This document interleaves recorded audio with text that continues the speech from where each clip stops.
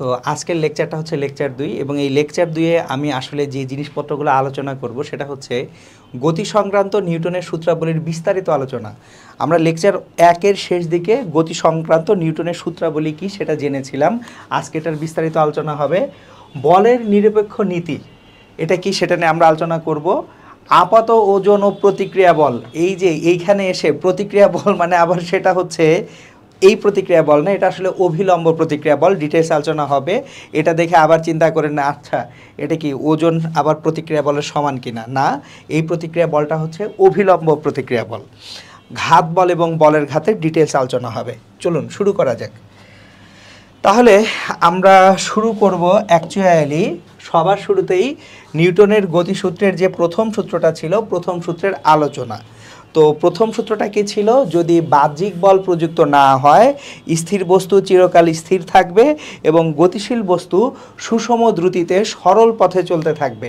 তাহলে এখন অ্যাকচুয়ালি একটা জিনিস খেয়াল করি, গতিশীল বস্তু সুষম দ্রুতিতে সরল পথে চলতে থাকবে এই কথাটা কেন বলা হচ্ছে?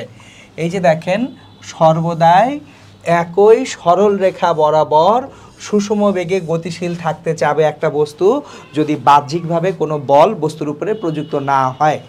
এইটার কারণটা কি? কারণটা হচ্ছে আমরা জানি বেগের মান বা দিক যে কোনো একটা যদি পরিবর্তিত হয় তাহলে সেখানে ত্বরণ চলে আসে, আর ত্বরণ চলে আসা মানে বল চলে আসা।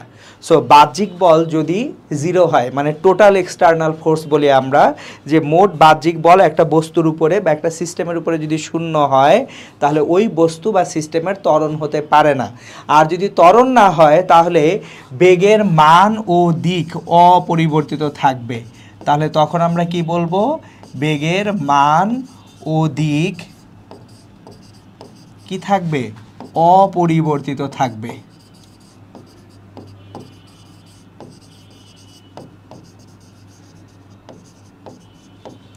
কখন?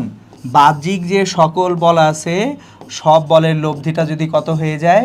জিরো হয়ে যায়। তাহলে এখান থেকে একটা জিনিস আমরা খেয়াল করি, সামেশন অফ এফ ভেক্টর মানে M A vector equals to zero, তার মানে A vector equals to zero.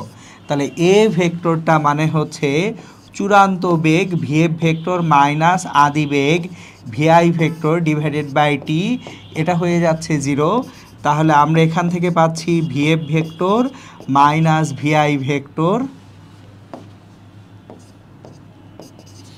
এটা ইকুয়ালস টু জিরো। সুতরাং ভিএফ ভেক্টর মানে শেষ বেগ ইকুয়ালস টু আদি বেগ ভেক্টর। তাহলে দুইটা ভেক্টর সমান মানে ভেক্টর দ্বয়ের মানও সমান, ভেক্টর দ্বয়ের দিকও সমান। এটাই ছিল আমাদের গতিসূত্রের প্রথম, যে নিউটনের গতিসূত্রের প্রথম সূত্রটা। এখন এখানে একটা কোশ্চেন রেইজ করা হয়েছে, কোশ্চেনটা একটু খেয়াল করি। প্রযুক্ত বলের অবর্তমানে একটি বস্তু কি বক্রপথে চলতে পারে? কোনো একটা বস্তু ধরেন বক্রপথে চলতেছে কিন্তু কোনো প্রযুক্ত বল নাই, তাহলে প্রযুক্ত বল না থাকলে একটা বস্তুর পক্ষে বক্রপথে চলা আসলে সম্ভব কিনা সেটা আমরা এখন একটু দেখব, যাচাই করব। তাহলে দেখেন, ধরেন একটা বস্তু এখানে ছিল, এখান থেকে বস্তুটাকে আমি একটু বাঁকিয়ে, বস্তুটা এখান থেকে আস্তে আস্তে বাঁকতে শুরু করলো, বেঁকে এখানে চলে আসলো, তাহলে বস্তুটা এইখানে এইভাবে চলতে শুরু করলো। তাহলে খেয়াল করি এইখানে বেগের মান যদি দুটো সমান থাকেও, এটা যদি v1 ভেক্টর হয়, লেটস এটা 10 মিটার পার সেকেন্ড বেগে যাচ্ছিল, একটু পরে এটা এখন v2 ভেক্টর, এ যাচ্ছে এখনও 10 মিটার পার সেকেন্ড বেগেই। বেগের মানের কোনো পরিবর্তন হয় নাই, বস্তুটাকে আমরা দিক পরিবর্তন করিয়েছি। তাহলে বক্রপথে চলা মানে দিক পরিবর্তন করা। তাহলে বক্রপথে চললে কিসের পরিবর্তন হবে? দিক পরিবর্তিত হবে। এখন যদি দিক পরিবর্তিত হয়, দেখেন একটা বস্তু যদি বক্রপথে চললে তাহলে তার বেগের মান অপরিবর্তিত থাকলেও দিক পরিবর্তিত হবে। দিকের যদি পরিবর্তন হয় সেক্ষেত্রে আসলে গল্পটা কি হয়? দিকের পরিবর্তন হলে ভেক্টরটা পরিবর্তিত হয়ে যায়। তাহলে বেগ ভেক্টরের পরিবর্তন হবে।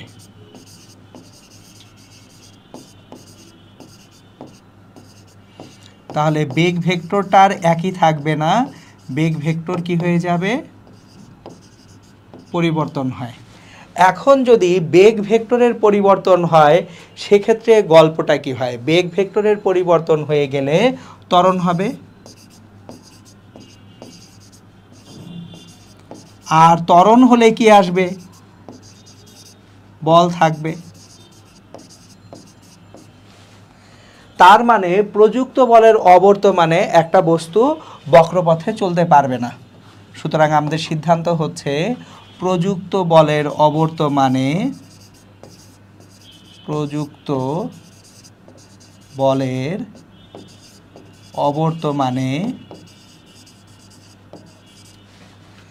একটি বস্তু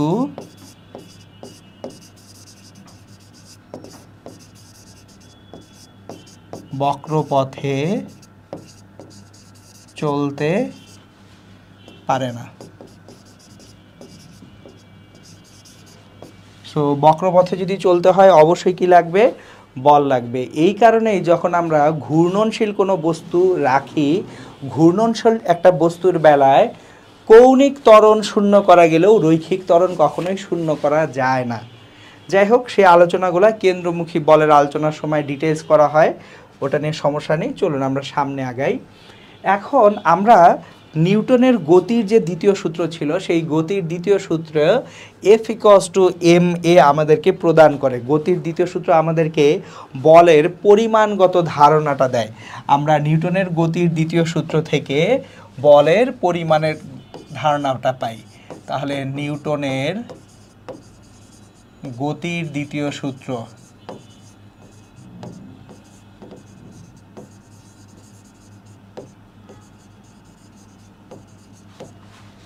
বলের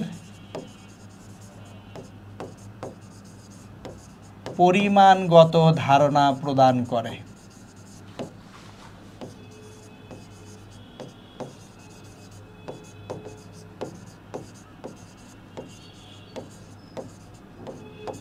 তাহলে এই পরিমাণগত ধারণাটাই হচ্ছে আসলে F=ma।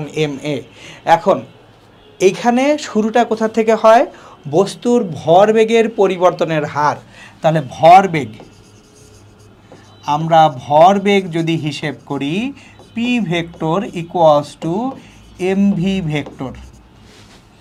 সবসময় মাথায় রাখবো ভরবেগ যে ভেক্টরটা, এটার দিক হচ্ছে বস্তু যেদিকে গতিশীল সেই দিকে।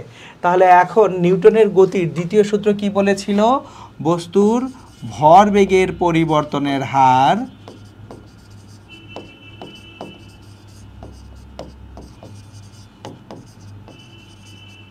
প্রযুক্ত বলের সমানুপাতিক।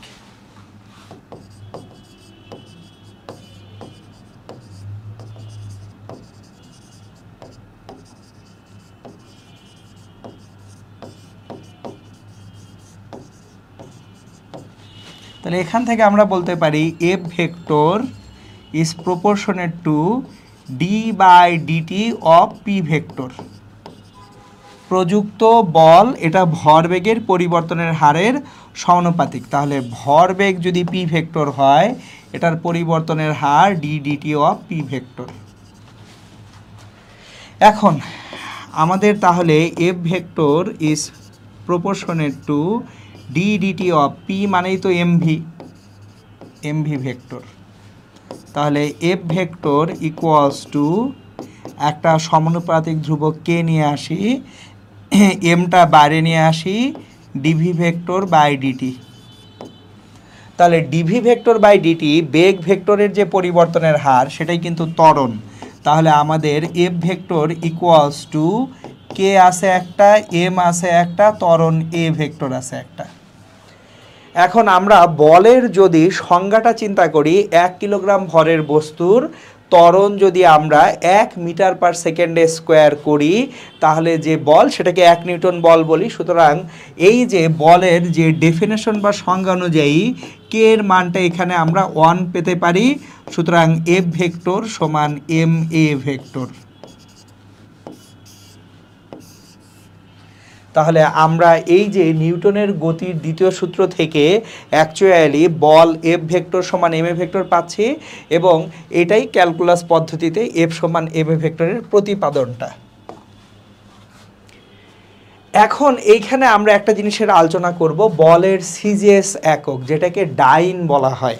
সো আমরা বলের যে এসআই একক সেটা আগে এখানে লিখি, বলের এসআই একক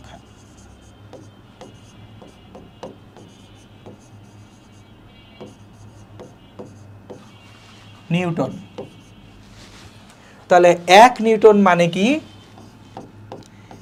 1 নিউটন মানে হচ্ছে 1 kilogram into 1 metre per second square.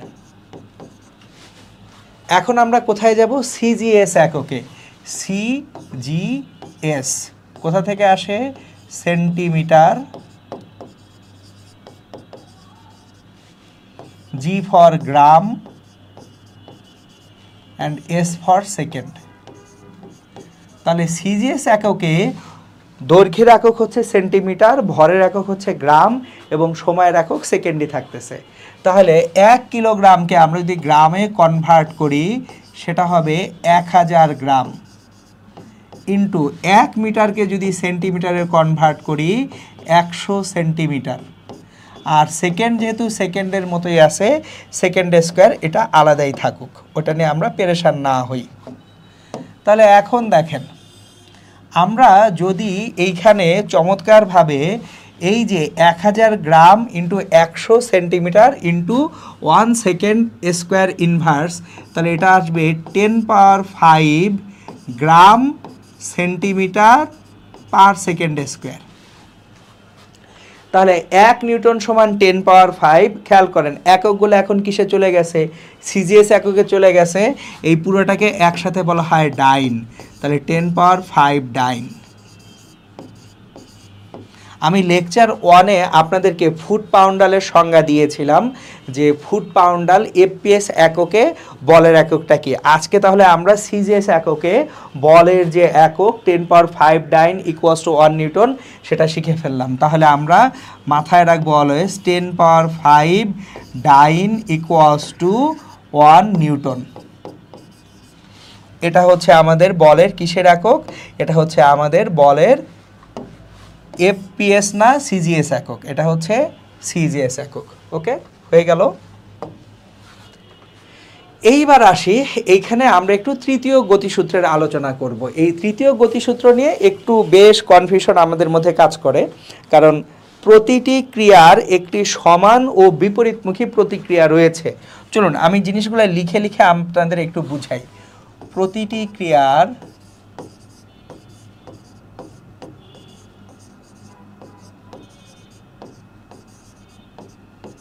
একটি সমান ও বিপরীতমুখী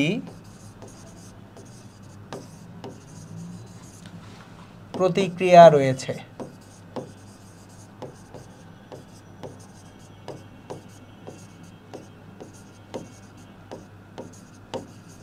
এখানে প্রথম যে জিনিসটার আলোচনা করতে হবে সেটা হচ্ছে ক্রিয়া প্রতিক্রিয়া একই বস্তুর উপরে কাজ করে না, এরা কাজ করে ভিন্ন বস্তুর উপরে। তাহলে যে বস্তুর উপরে আপনার ক্রিয়া আছে সেই একই বস্তুর উপরে কিন্তু প্রতিক্রিয়া আসবে না। সো প্রথম যেটা মাথায় রাখতে হবে, ক্রিয়া ও প্রতিক্রিয়া একই বস্তুর উপরে কাজ করে না, ভিন্ন বস্তুর উপরে কাজ করে। ক্রিয়া ও প্রতিক্রিয়া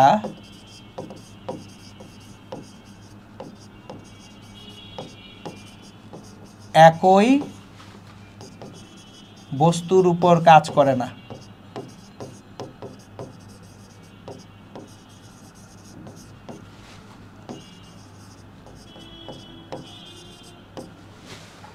তারা ভিন্ন বস্তুর উপরে কাজ করে।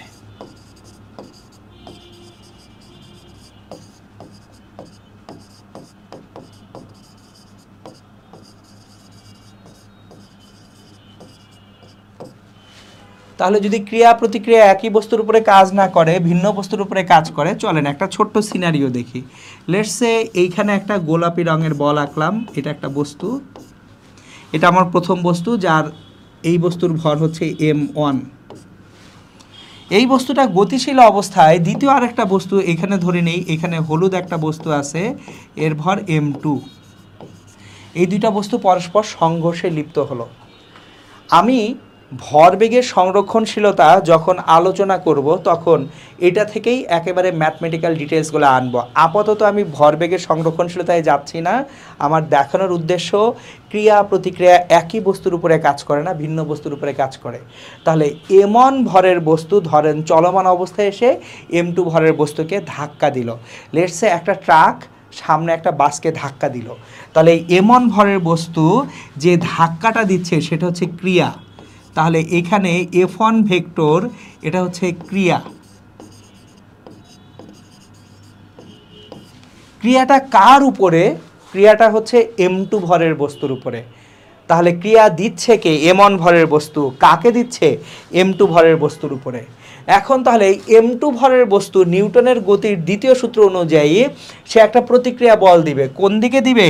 সে প্রতিক্রিয়া বল দিবে বিপরীত দিকে। তাহলে m2 ভরের বস্তু প্রতিক্রিয়া বল দিবে f2 ভেক্টর, এটা হচ্ছে আমাদের প্রতিক্রিয়া বল।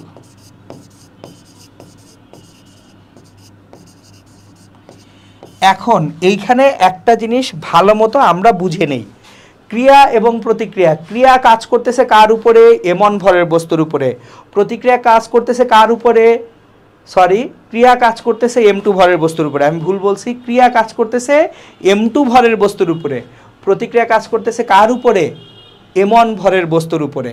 তাহলে ক্রিয়া প্রতিক্রিয়া ভিন্ন বস্তুর উপরে কাজ করতেছে, সুতরাং এটার লব্ধি হওয়ার কোনো সুযোগ নেই। সো আমরা যে জিনিসটা মাথায় রাখবো, ক্রিয়া প্রতিক্রিয়ার লব্ধি কখনো শূন্য হতে পারে না, লব্ধি হতে পারে না।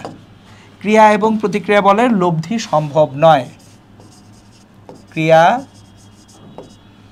এবং প্রতিক্রিয়া বলের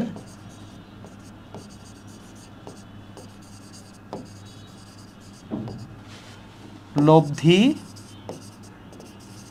হয় না। সুতরাং এই জিনিসটা খুব জরুরি আমাদের এইখানে। এই যে f1 ভেক্টরটা আছে আর f2 ভেক্টর আছে, এই দুইটা কিন্তু ভিন্ন বস্তুর উপরে কাজ করতেছে। লব্ধি হওয়ার জন্য একই বস্তুর উপরে কাজ করতে হবে। সুতরাং যখন ভিন্ন বস্তুর উপরে কাজ করতেছে তখন লব্ধি হওয়াটা সম্ভব নয়। এই হচ্ছে তৃতীয় গতিসূত্রের বেসিক যে আন্ডারস্ট্যান্ডিং, সেইটা আমরা এই যে f1 ভেক্টর আর f2 ভেক্টর পরস্পর সমান কিন্তু বিপরীত দিকে কাজ করে, সেটা থেকে ভরবেগের সংরক্ষণশীলতা আমরা প্রমাণ করব পরের দিকে যে।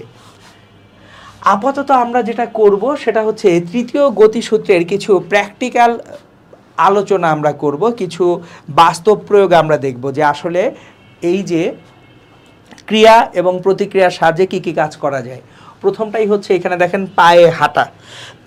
সো আমরা আসলে হাঁটি কিভাবে, আমরা হাঁটি কিভাবে সেটা যদি আমরা একটু বোঝার চেষ্টা করি। দেখেন, পা সোজা রেখে একদম স্ট্রেট রেখে আপনি হাঁটতে পারবেন না। আপনাকে কিছুটা হলেও পা কি করতে হবে? বাঁকাতে হবে, কোনো না কোনো জায়গায় পা বাঁকাতে হবে। এখন পা যখন আমরা বাঁকাই তখন আসলে আমরা কি করি? এই যে ধরেন এটা আমাদের হাঁটু, এটা হচ্ছে আমাদের পা। তাহলে এই পায়ের সাহায্যে আমরা মাটিতে একটা ক্রিয়া দিলাম। তাহলে এই যে বলটা, এটা হচ্ছে ক্রিয়া।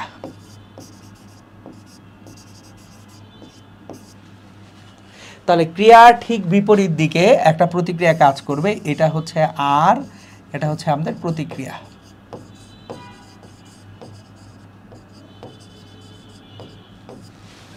তাহলে এই যে আরটা আছে, এই আর এর দুটো উপাংশ থাকবে।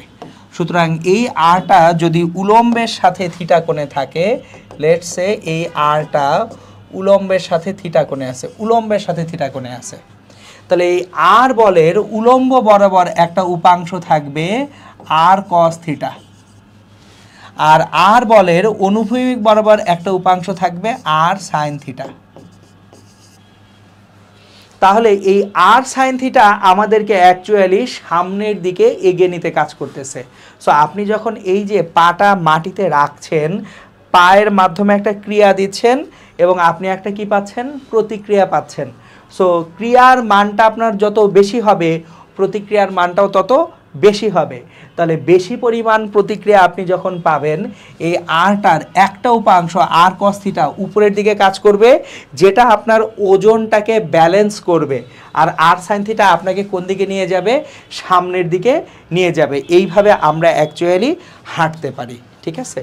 তাহলে যখন আমরা হাঁটতেছি, পায়ে হাঁটার সময় আমাদের অ্যাকচুয়ালি মাটিতে যে ক্রিয়া দিয়ে আমরা পায়ের মাধ্যমে, সেই ক্রিয়ার উল্টো দিকে একটা বিপরীত প্রতিক্রিয়া আমাদেরকে কে দেয়, পৃথিবী দেয়। তাহলে বিপরীত প্রতিক্রিয়া কে দিচ্ছে, পৃথিবী।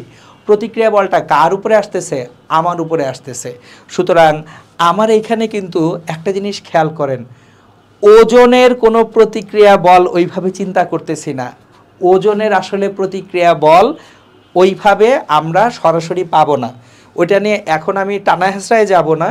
আমরা জাস্ট নর্মালি যদি লেকচার 1-এ আমি এটা ডিফাইন করেছিলাম, আমরা যখন মাটির উপরে দাঁড়িয়ে আসি, ওজন ডাব্লিউ সমান এমজি, ওজন ডাব্লিউ সমান এমজি, এটাকে যদি ক্রিয়া বলি, তাহলে এই ক্রিয়ার প্রতিক্রিয়া কিন্তু মাটি আমাকে যে বল দিচ্ছে সেটা না।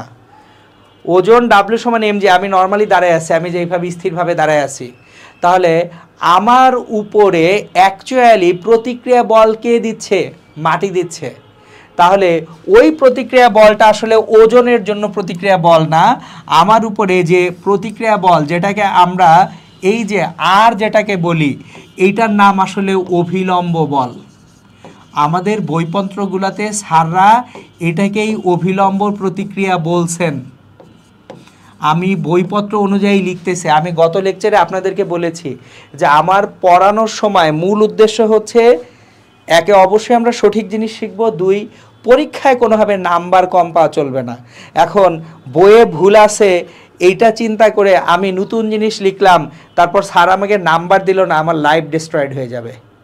সো অবশ্যই সঠিক জিনিস আমরা শিখব, কিন্তু বোর্ড কর্তৃক অনুমোদিত বইয়ে যে জিনিসগুলো যেভাবে আছে ওগুলো আমরা অ্যাপ্লাই করব। এটা না কোনো আর্গুমেন্টে যাই না আমি কখনো। তাহলে একটা জিনিস খেয়াল করেন, মাটি আমাকে যেটা দিচ্ছে সেটা হচ্ছে অ্যাকচুয়ালি অভিলম্ব বল, যেটাকে আমাদের বইপত্রগুলো কি বলছে, অভিলম্ব প্রতিক্রিয়া। সো আমরা সঠিক জিনিসটা জানি না রাখি, ওজন যেটা আছে, যেটা ক্রিয়া, ওইটার প্রতিক্রিয়া আর না। তাহলে ওজনের প্রতিক্রিয়া বল কোনটা, কেন আমি কি পৃথিবীকে আমার দিকে টানছি না? তাহলে ওজন একটা মহাকর্ষ বল। সাধারণত ক্রিয়া প্রতিক্রিয়া বলগুলো একই ধরনের বল হতে হয়। তাহলে ওজন যদি হয় একটা মহাকর্ষ বল, এটা একটা মহাকর্ষ বল, তাহলে এইটার প্রতিক্রিয়া বলটাও কি হইতে হবে, মহাকর্ষ বল হইতে হবে। এখানে আর কি মহাকর্ষ বল, অবশ্যই না। তাহলে মহাকর্ষ বলটা প্রতিক্রিয়া বল হবে, সেটা কি, আমি পৃথিবীকে যে বলে টানতেছি। সো আমি চিত্রটাকে এইভাবে আঁকলে আপনাদের জন্য বোঝা খুব সহজ হয়ে যাবে। খেয়াল করেন, পৃথিবী আমাকে টানে যে মহাকর্ষ বলে F1, আমি পৃথিবীকে একই মহাকর্ষ বলে টানি F2, F1টাও মহাকর্ষ বল,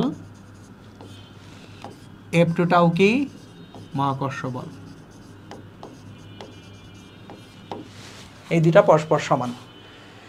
আর মাটি আমাকে যে বলটা দিচ্ছে সেটা অভিলম্ব প্রতিক্রিয়া বল। আশা করি আর কনফিউশন থাকবে না ইনশাল্লাহ। সো এই ছিল পায়ে হাঁটার মেকানিজমটা। আপনি পা দিয়ে মাটিকে একটা বল দিচ্ছেন, মাটি আপনাকে একটা বিপরীতমুখী কি বল দিচ্ছে, প্রতিক্রিয়া বল দিচ্ছে। ওই প্রতিক্রিয়া বলের দুটো উপাংশ, একটা অনুভূমিক উপাংশ আছে, একটা উলম্ব উপাংশ আছে। উলম্ব উপাংশ আর কস থিটা, এটা কাকে নাকচ করতেছে, ওজন এমজিটাকে ব্যালেন্স করতেছে। আর অনুভূমিক উপাংশ আর সাইন থিটা আপনাকে কোন দিকে নিয়ে যাচ্ছে, সামনের দিকে নিয়ে যাচ্ছে, এবং এইভাবে আপনি হাঁটতে পারতেছেন। সো আশা করি এই পায়ে হাঁটার সিনারিও নিয়ে কারো কোনো সমস্যা নেই ইনশাল্লাহ। আমরা নেক্সট এই যে ঘোড়ার গাড়িটা না, এটা নিয়ে অনেকের সমস্যা হয়, এটার এখন একটু ডিটেলস আলোচনায় আসবো আমি ইনশাল্লাহ।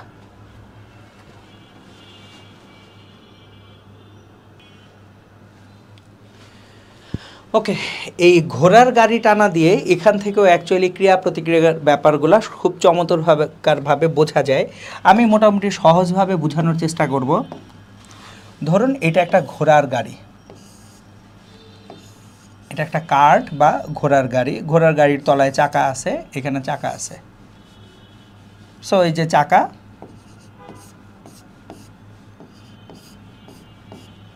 চাকার একটা অংশ অদৃশ্য, এই যে কার্টের কারণে দেখা যাচ্ছে না। ঘোড়া এই গাড়িটাকে টানে, এখানে ধরেন ঘোড়া আছে, আমরা মোটামুটি একটা ঘোড়া আঁকি, এটা একটা ঘোড়া, জাস্ট বুঝে নিন এটা একটা ঘোড়া, এটা ঘোড়া না গাধা, এটা নিয়ে চিন্তা করেন না, এর লেজ আছে ঘোড়ার। সো এই, সো একটা ঘোড়া, ঘোড়ার কিন্তু 4 পা, এখানে আমি জাস্ট 2টা পা দেখাচ্ছি, জাস্ট বুঝে নেন, আমরা আঁকা এত ভালো না। সো এখন ও ঘোড়া যখন এই গাড়িটাকে টানবে, আমরা টান বলের আলোচনা বিস্তারিত পরে একটা ক্লাসে করব। ঘোড়া গাড়িটাকে একটা টি বলে টানতেছে, গাড়িও তাহলে ঘোড়াটাকে একটা টি বলে টানবে। খেয়াল করেন, ঘোড়া গাড়িকে টানতেছে টি বলে, গাড়ি ঘোড়াকে টানতেছে টি বলে।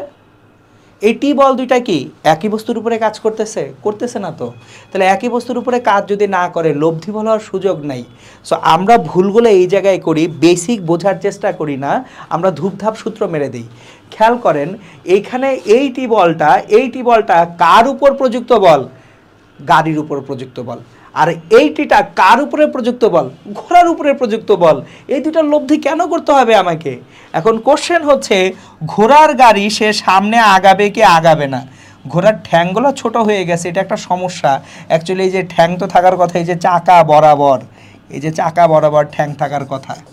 সো আমি একটু ঘোড়াটাকে নিচে নামায় নিয়ে আসি, একটু ঘোড়াটাকে সাইজে বড় করতে হবে, নাহলে আবার সমস্যা। ঘোড়া শূন্যে দাঁড়ায় গেছে। সো ঘোড়াটাকে একটু বড় করি, এই হচ্ছে আমাদের ঘোড়া। ওমা, বড় করতে যে আবার হচ্ছে ঠ্যাং ছোট হয়ে গেল। আচ্ছা যাই হোক, বুঝে নেন, এটা হচ্ছে ঘোড়ার ঠ্যাংগুলি। তো ঘোড়ার এখানে লেজ আছে, এই রশিটা ঘোড়ার সঙ্গে, ঘোড়ার কাঁধে এখানে বাধা টাধা আছে, হটএভার, এই যে জাস্ট বুঝে নেন। সো এখন দেখেন ঘোড়া দেখতে ডাইনোসর হয়ে গেছে। সো একটু সমস্যা নাই, ডাইনোসর দিয়ে টানা গাড়ি। ওকে, এখন আসেন, ঘোড়া তার পায়ের সাহায্যে, যে পায়ের সাহায্যে একটা বল এফ প্রযুক্ত করলো মাটিতে। তাহলে এই এফ বলের একটা প্রতিক্রিয়া বল আছে এইখানে, সেটা হচ্ছে আর। তাহলে প্রতিক্রিয়া বলটা কিন্তু ওজন থেকে আসতেছে না, প্রতিক্রিয়া বলটা আসতেছে কোথা থেকে? ঘোড়ার পা থেকে মাটির উপর প্রযুক্ত বলে। তাহলে এইটার প্রতিক্রিয়া বল আর, আর এর দুটো উপাংশ, একটা অনুভূমিক উপাংশ আর হরাইজন্টাল, একটা উলম্ব উপাংশ আর ভার্টিক্যাল। আর এর দুটো উপাংশ, একটা আর এইচ আর একটা হচ্ছে আর ভি। এখন খেয়াল করেন, আর এইচ এইটা ঘোড়াটাকে সামনে টানতে যাবে। তাহলে ঘোড়ার জন্য বোঝার চেষ্টা করি, ঘোড়ার উপর লব্ধি বল। এইবার ঘোড়ার উপর লব্ধি বল এক্স অক্ষ বরাবর। তাহলে এক্স অক্ষ বরাবর ঘোড়ার উপরে লব্ধি বল কত? আর এইচটা ঘোড়া কোন দিকে পাচ্ছে? সামনের দিকে। মাটি ঘোড়াকে আর বল দিচ্ছে, তার উপাংশ আর এইচ কোন দিকে? সামনের দিকে। আর পিছনের গাড়িটাকে, ঘোড়াকে কত বলে পিছনে টেনে রাখতেছে? টি বলে। তাহলে আর এইচ মাইনাস টি, এটা হচ্ছে ঘোড়ার উপর লব্ধি বল। এখন যদি আর এইচ গ্রেটার দ্যান টি হয়, ঘোড়া সামনে আগাবে।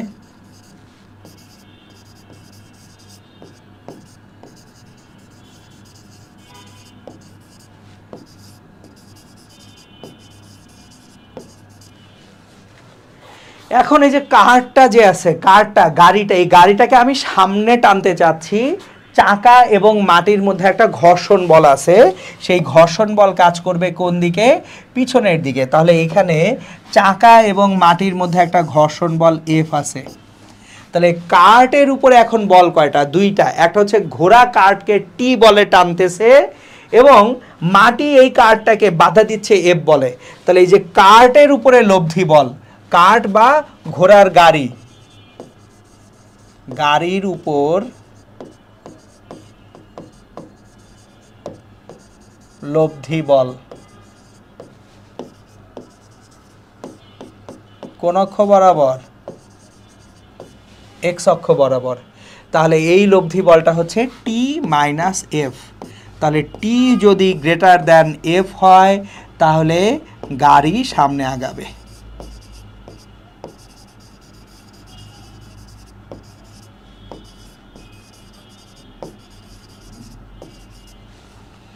সুতরাং এইভাবে অ্যাকচুয়ালি ঘোড়ার গাড়ি টানাটা এক্সপ্লেন করা যায়। সো আমরা জাস্ট ঘোড়ার গাড়ি টানার সিনারিওটা দেখে রাখলাম, এটা থেকে আর কমপ্লেক্স করার প্রয়োজন নাই।